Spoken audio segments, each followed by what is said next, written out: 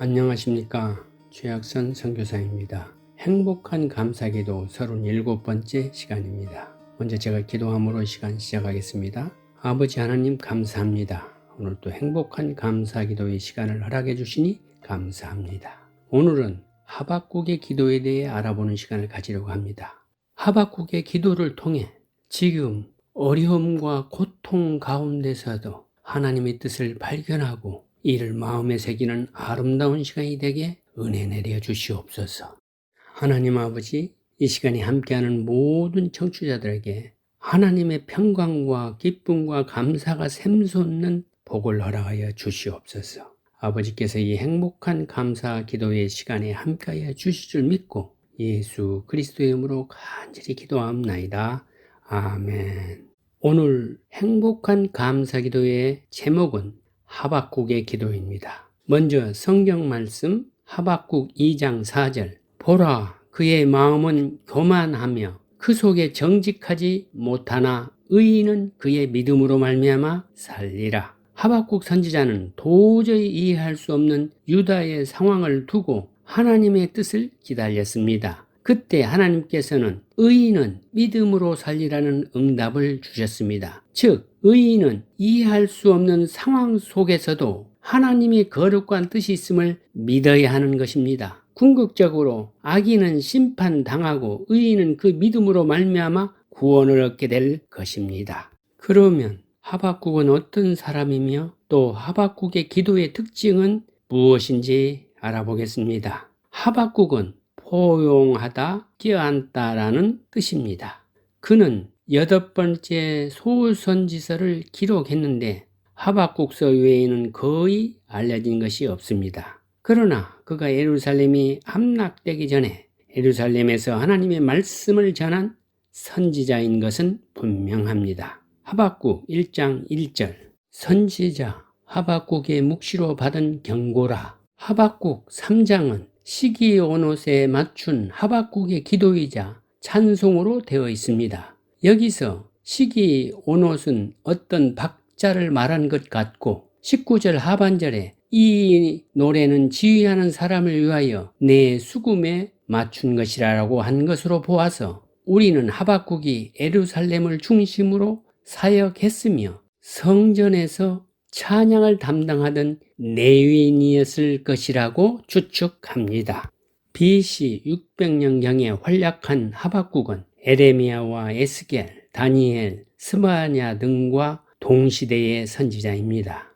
그는 아수르 제국 말기와 심패권 국가인 바벨론이 부상할 즈음에 남왕국 유다를 상대로 예언한 사람입니다. 요시야 왕 사망 이후 유다는 다시 우상 숭배가 성행하고 공의가 사라지고 각종 폭력과 불의가 만연한 사회가 되었습니다. 이런 상황 속에서 하박국은 하나님께 2가지 질문의 기도를 드렸습니다. 하나님은 과연 살아 역사하신 것입니까? 그렇다면 세상에서 악인이 잘 되고 의인이 고통받는 이유는 무엇입니까? 이런 질문에 대한 명쾌한 해답을 제시한 책이 바로 하박국서입니다. 하박국은 그 해답으로 의인은 그의 믿음으로 말미암아 살리라는 유명한 이신득의 사상을 일깨워 주었습니다. 사도 바울은 이 말씀에 근거하여 하나님의 구원 원리를 가르쳤는데 로마서 1장 17절, 갈라디아서 3장 11절, 중세시대 마르틴 루터는 이 말씀에 의지하여 종교개혁의 기치를 높이 들었습니다. 하박국의 기도의 특징은 첫 번째, 하나님의 응답을 간절히 간구하는 기도를 했으며 두 번째는 부흥을 위한 기도를 했고 세 번째는 감사와 찬양의 기도입니다. 이제 하박국의 기도에 대해 하나하나 살펴보겠습니다.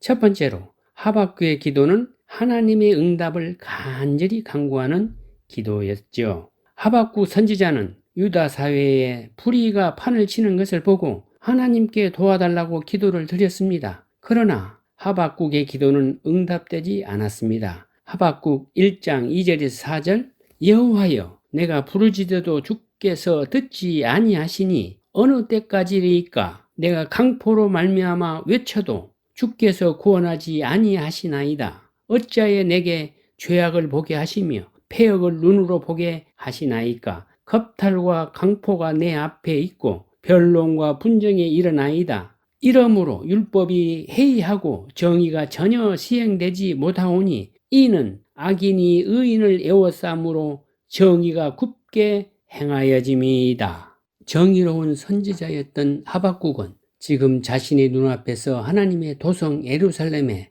폭력과 불의와 거짓이 횡행함을 가지고 하나님께 호소하고 있습니다. 변론과 분쟁이 일어났다는 것은 끝까지 변명과 변론으로 자기가 옳다고 주장하는 것입니다. 하박국은 예루살렘에 이렇게 불의가 많아진 것은 하나님의 책임이라고 생각하고 있습니다. 즉, 하나님께서 불의에 대해 그때그때 벌을 주시면 함부로 죄를 짓지 못할 텐데 가만히 보고 계시니까 사람들의 마음이 더 강팍해져서 쉽게 죄를 진다는 것입니다. 하박국은 공의가 제대로 시행되는 것이 정의라고 생각하고 있는 것입니다. 여기서 공의는 악한 자의 불의에 대한 보응을 받고 선한 자는 그만큼 인정을 받는 것을 말합니다. 악인이 의인을 애워쌌다는 것은 악인의 수가 더 많고 주장이 더 설득력이 있어서 의인의 주장이 이기지 못하는 것을 말합니다. 그래서 하박국은 왜 하나님께서 기도를 응답해 주지 아니하시는지, 그리고 앞으로 언제까지 응답해 주지 않으실 것인지 질문의 기도를 드리고 있는 것입니다.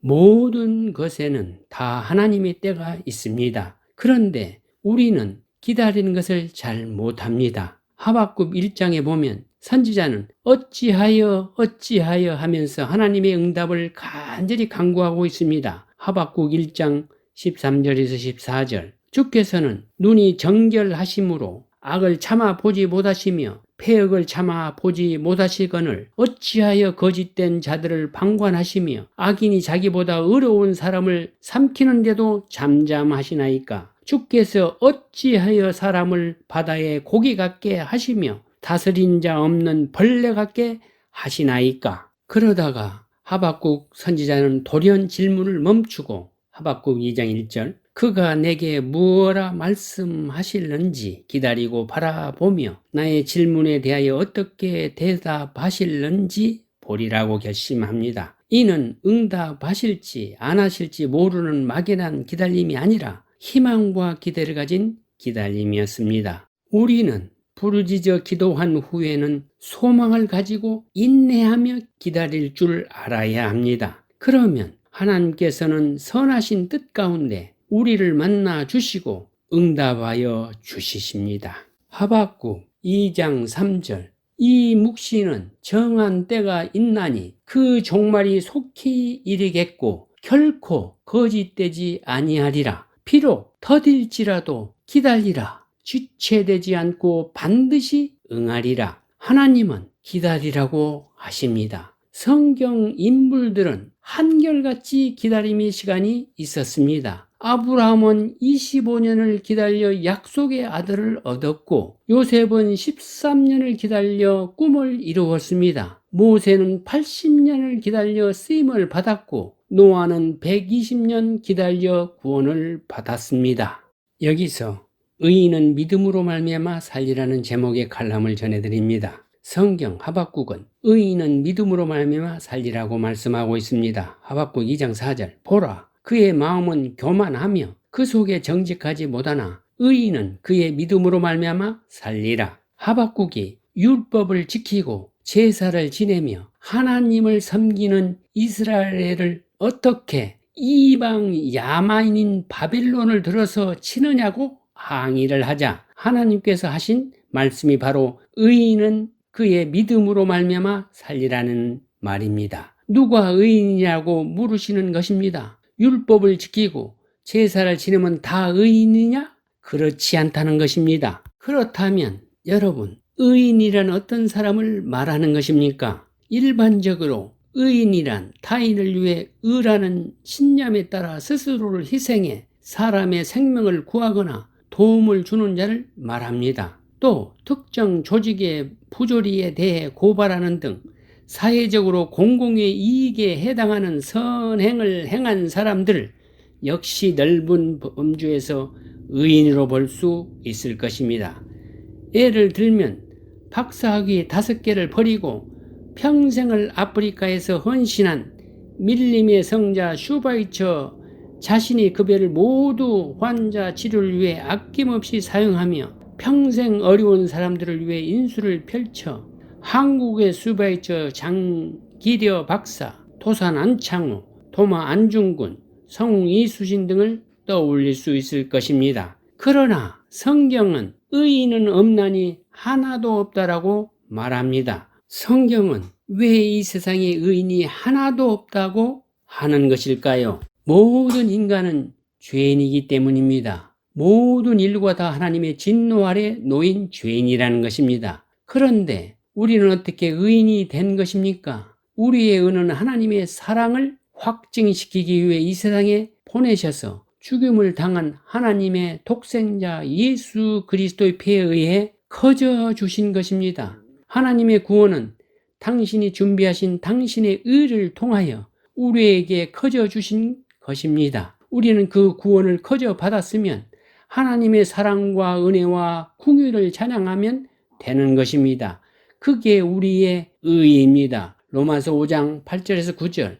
우리가 아직 죄인 되었을 때 그리스도께서 우리를 위하여 죽으심으로 하나님께서 우리에 대한 자기의 사랑을 확증하셨느니라. 그러면 이제 우리가 그의 피로 말미암아 의롭다 하심을 받았으니 더욱 그로 말미암아 진노하심에서 구원을 받을 것이니. 사도 바울은 복음에 나타난 하나님의 의가 성도를 믿음에 이르게 한다고 기록하고 있습니다. 로마서 1장 17절. 복음에는 하나님의 의가 나타나서 믿음으로 믿음에 이르게 하나니 기록된 바 오직 의인은 믿음으로 말미암아 살리라 함과 같으니라. 이를 한마디로 요약하면 믿음으로 말미암은 의를 가진 자만이 산다입니다.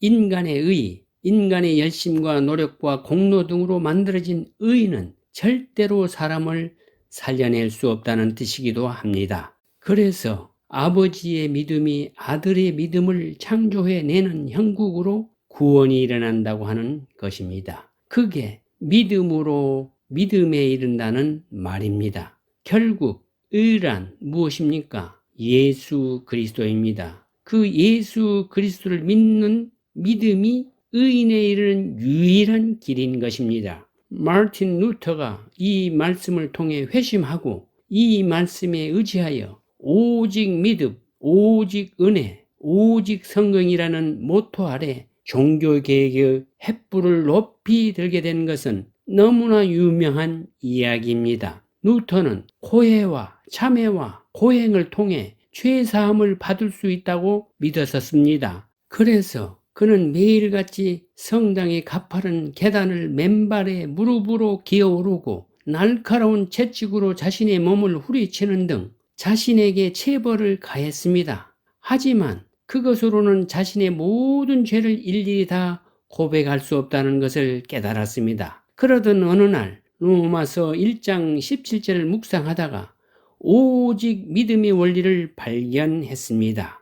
의인은 자신의 행위나 뉘침에 의해 살아나는 것이 아니라 믿음으로 살아나게 된다는 것을 확실하게 깨닫게 된 것입니다. 루터는 이때 이렇게 고백하고 있습니다.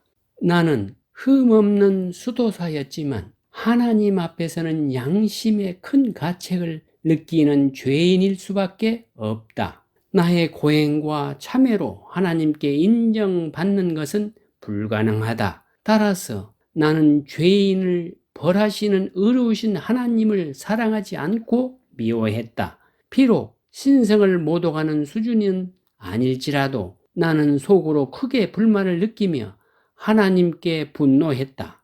마침내 나는 하나님의 은혜에 힘입어 밤낮으로 묵상하며 그 말의 전체 문맥, 즉 하나님의 의가 나타나서 기록된 바 오직 의인은 믿음으로 말미암아 살리라는 말씀에 주의를 집중했다. 그러자 하나님의 의란 믿음으로 의롭게 된 사람이 얻게 되는 의라는 사실을 이해하게 되었다. 다시 말해 복음을 통해 나타난 하나님의 의는 은혜로우신 하나님이 믿음으로 우리를 의롭게 하시는 수동적인 의를 가리킨다. 그 순간 내가 다시 태어나 열린 문으로 천국에 들어가는 듯한 느낌이 들었다.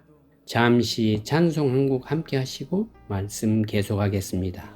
복음성가 부흥의 이 땅의 황망을 보소서입니다. 함께 찬양하시겠습니다.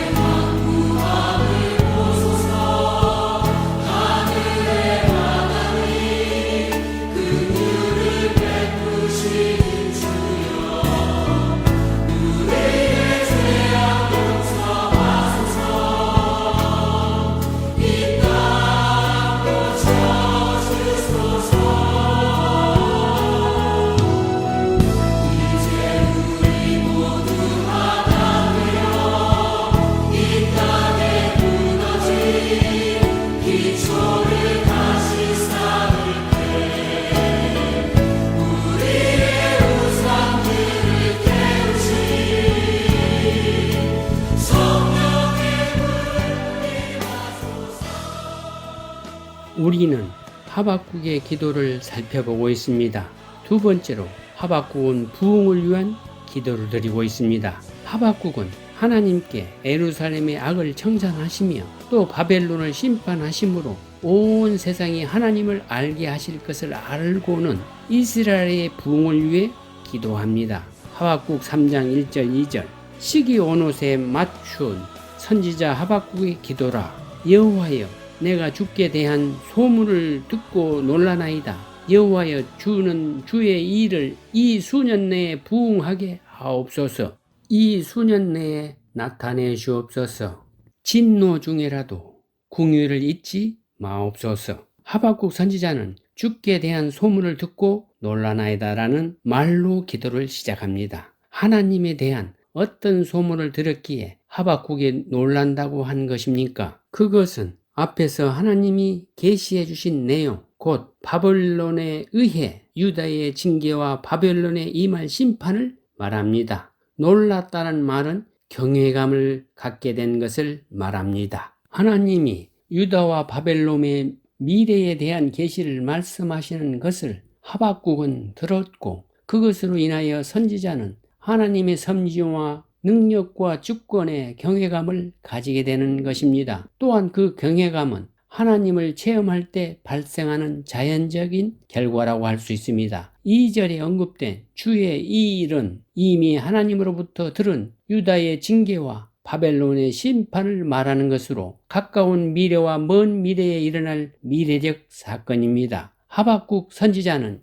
이 주의 일을 수년 내에 부흥하게 하옵소서라고 기도합니다. 여기서 부흥이라는 거의 죽었던 것을 은혜로 소생시키다, 살려내다, 생명력이 넘치게 하다라는 뜻을 가진 단어입니다. 우리는 이 하박국의 기도를 잘 알고 있습니다. 부흥이라는 단어 때문입니다. 그런데 우리가 흔히 아는 부흥과 여기 하박국 선지자가 기도할 때 사용한 부흥은 전혀 다른 의미입니다. 우리는 부흥을 숫자가 늘어가는 것이라고 생각합니다. 10명이 100명이 되고 100명이 1000명이 되어 수많은 사람이 모여서 예배드리는 것, 그것을 부흥이라고 생각합니다. 그래서 수많은 교회와 교인들이 하나님, 우리 교회가 부흥하게 해주세요. 대형 교회가 되게 해주세요. 라고 기도했습니다. 지금도 그렇게 기도하고 있지 않는지. 하지만 하박국이 말하는 진정한 부흥의 의미는 하나님의 뜻이 이루어지는 것입니다. 하나님, 주의 일을 수년 내에 부흥하게 하옵소서라는 이 말은 하나님, 우리 민족을 심판하겠다고 말씀하셨는데 이 민족을 심판하십시오. 그것이 하나님의 뜻이라면 이루어 주십시오. 그런데 한 가지 부탁할 것이 있습니다. 진노 중이라도 긍휼을 잊지 말아 주세요. 하나님께서 유다를 오래 내버려 두지 말고 수년 내에 새로운 생명의 부흥을 이루어 주십시오라고 기도하고 있는 것입니다. 여기서 우리는 이제 하나님의 말씀을 온몸으로 받아내고 그 고난의 가시밭길을 걸어가겠다고 결단한 선지자의 거룩한 모습을 볼 수 있습니다. 하박국 선지자는 하나님의 뜻을 부흥이라 여기고 그 부흥이 속히 이루어지기를 소망하고 있는 것입니다. 하박국 선지자는 거기서 한 걸음 더 나아가 하박국 3장 16절 내가 들었으므로 내 창자가 흔들렸고 그 목소리로 말미암아 내 입술이 떨렸도다. 무리가 우리를 치러 올라오는 환난 날을 내가 기다렸으므로 썩이는 것이 내 뼈에 들어왔으며 내 몸은 내 처소에서 떨리는도다. 무리가 우리를 치러 올라오는 환난 날을 내가 기다린다고 합니다. 바벨론이 칼을 들고 예루살렘 성을 치러 오는 날을 기다린다는 것입니다. 사실은 이렇게 하지만 얼마나 두렵고 떨렸을까요? 그럼에도 하박국 선지자가 이렇게 말하는 이유는 하나님의 온전한 뜻을 깨닫기 때문입니다. 속히 하나님이 그 뜻을 이 땅에 이루시고 부흥을 나타내셔야 회복도 속히 올 것이기 때문입니다. 하박국은 크나큰 고난을 감내하면서까지 이 나라가 심판을 당한 후에야 부흥이 이루고 회복도 되는 것을 기대하고 소망하고 있는 것입니다. 마지막으로 하박국의 기도는 하나님께 감사와 찬양의 기도를 드렸습니다. 하박국 선지자는 큰 어려움과 절망 가운데 감사와 찬양의 기도를 하나님께 드렸습니다. 그는 환경 속에 어려움이 있었고 문제가 있었지만 주님 안에서 거룩한 꿈과 희망을 가지고 담대히 하나님으로 말미암아 기뻐할 것이라고 고백했습니다. 하박국 3장 17절에서 18절 비록 무화과 나무가 무성하지 못하며 포도나무에 열매가 없으며 감람나무에 소출이 없으며 밭에 먹을 것이 없으며 우리의 양이 없으며 외양간에 소가 없을지라도 나는 야훼로 말미암아 즐거워하며 나의 구원이 하나님으로 말미암아 기뻐하리로다. 이것이 우리의 꿈과 희망인 것입니다. 내가 지금 기쁜 절망에 처해있다 할지라도 소망을 주님께 두고 찬양해야 합니다. 이 세상에서 아무리 큰 어려움과 환난을 당한다 할지라도 결국 하나님을 바로 알고 하나님의 백성이 되는 것이 얼마나 큰 복인지 깨닫고 하나님을 찬송하는 것입니다. 유다 백성이 가장 든든한 재산이요 축복으로 생각하는 것이 바로 농사와 목축이었습니다. 따라서 무화과 나무와 포도나무와 감람나무의 열매나 우리의 양과 외양간의 소는 모두 유대 백성에게 너무나 중요한 재산이었습니다. 그런데 하박국은 무화과 나무가 마르고 포도나무에 열매가 없고 감람나무에 소출이 없으며 우리의 양이 없어도 하나님으로 즐거워하겠다고 했습니다. 하박국이 나열한 이 목록은 이스라엘 사람들이 최저 생계를 위해 반드시 필요한 것들이었습니다. 그런데 그것들이 다 없어져도 하박국은 감사할 수 있다는 것입니다. 그는 이 모든 것을 잃는 한이 있더라도 하나님을 바로 믿으면 이것이 우리에게 큰 기쁨이요 축복이라고 말하고 있는 것입니다. 마음이 무너지면 몸이 무너지고, 몸이 무너지면 환경의 문제와 어려움이 한꺼번에 임하게 되는 것입니다. 그러나 마음을 지키면 하나님께서 꿈과 희망을 주셔서 회복하게 하시고 모든 환경의 어려움을 넘어설 수 있게 하십니다. 우리에게 진정한 행복은 세상에서 잘 살고 어려움이 없는 것이 아니라 차라리 많은 고통과 환난을 겪더라도 하나님을 바로 알고 하나님의 구원을 체험하는 것입니다. 하박국은 또 하나님이 나의 힘이라고 고백합니다. 하박국 3장 19절 주 여호와는 나의 힘이시라 나의 발을 사슴과 같게 하사 나를 나의 높은 곳으로 다니게 하시리로다. 이 노래는 치유하는 사람을 위하여 내 수금에 맞춘 것이라. 결국 하나님은 이스라엘을 구원하셨으며 그들을 놀랍게 변화시킬 것입니다. 그래서 이제부터 하박국은 눈앞에 사소한 일에 매이지 않고 사슴같이 높은 곳에서 모든 것을 소망 가운데 바라볼 것이라고 말하는 것입니다. 사람들이 우리를 비난하고 때때로 우리를 모함하고 어려움을 줄 때가 있습니다. 그러나 그때가 하나님의 큰 축복이 우리에게 예비되어 있다는 것을 잊지 마시기 바랍니다. 절망이 깊어질수록 희망의 시간은 더 가까이 와 있다는 것을 잊지 마시기 바랍니다. 하나님께서 우리를 위대하게 만들어주시는 그 사건이 바로 절망의 때에 주님을 붙잡는 사건인 것입니다. 우리가 이 세상의 것 때문에 기뻐하고 감사하는 것이 아닙니다. 주님의 은혜와 사랑으로 인하여 우리가 기뻐하고 감사할 수 있는 것입니다.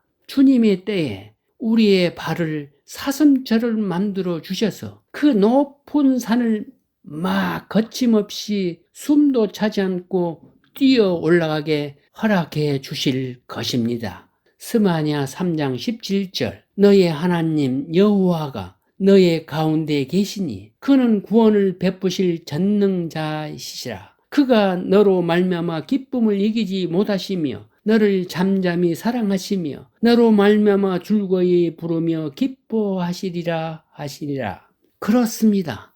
하나님께서 역사 가운데 베푸신 놀라운 일들은 우리 인간이 상상할 수 없는 놀라운 일인 것입니다. 당시 아수르 제국의 강대한 그 모습, 바벨론 제국의 그 강대한 모습의 사람들은 영원할 것 같다고 생각했지만 하나님은 결국 그 나라를 다 멸하시고 유다 나라를 높이 드셔서 이스라엘 반열의 메시아가 태어나게 하시고 그리고 모든 인류에게 구원의 문을 열어주신 것입니다. 우리가 희망을 붙잡고 있는 한 우리 주님을 찬양하고 감사할 수 있습니다. 오늘 행복한 감사기도 시간 기도로 마치겠습니다. 하나님 아버지 감사합니다. 하박국의 기도를 통해 하나님의 백성들은 자신을 향한 하나님의 뜻이 있다는 믿음으로 살아가야 함을 깨닫게 하시니 감사합니다. 큰 어려움과 환난 속에서도 하나님의 뜻을 발견하고 이 거룩한 뜻이 이루어지기를 기도하는 우리 모두가 되도록 인도하여 주시옵소서. 이 모든 말씀 예수 그리스도의 이름으로 간절히 기도합니다. 아멘. 네, 행복한 감사 기도와 감사 운동에 대해서 알고 싶으신 분은 꼭 연락 주시길 바랍니다. 감사에 관한 질문이나 의견 등 그 어떤 것도 좋습니다. 감사학교 프로그램도 진행하고 있는데요. 관심 있는 교회와 성도 또 단체와 기업은 연락 주시기를 바랍니다. 연락처는 최학선 선교사님 714-392-3229 714-392-3229번 또는 이메일 주소 dds ddscho이@hotmail.com입니다. 감사합니다.